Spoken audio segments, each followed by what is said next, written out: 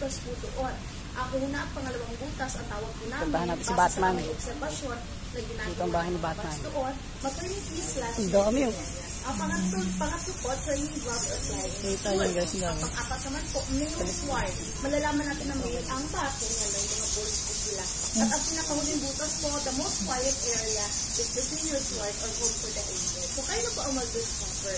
Bakit po sa pinangalanan po ng ganun?